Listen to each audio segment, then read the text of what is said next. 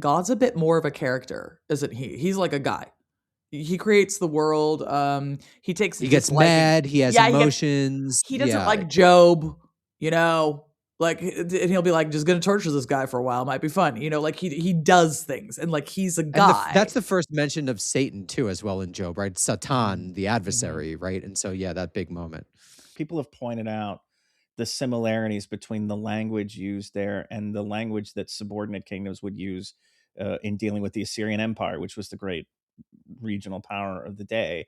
He really does feel like a an emperor. Like he's a guy on a throne who, rules by dictate, and sometimes, he doesn't do nice things. Sometimes he does things that could be construed as nice.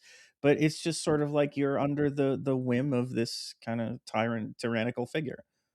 And that is bad vibes, right? Like, I mean, it's just fundamentally, it's not like very touchy feely.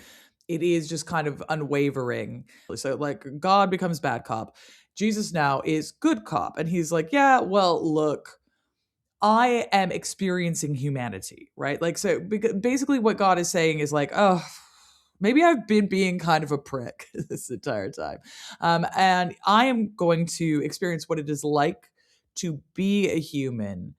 And then that is going to make me understand them a bit more.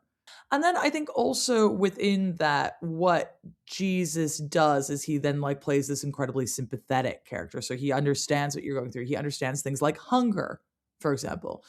He understands temptation, right? Like Satan can be like, sexy ladies, am I right? And Jesus is like, damn you, no sexy ladies, you know, whereas, you know, God doesn't have any understanding of what a sexy lady is, right? Like he can't be tempted by it because he doesn't have humanity. That also kind of brings into question, you know, kind of ideas of heaven, right? That's the other thing that Jesus says is that it's like, okay, well, I've died for you all now.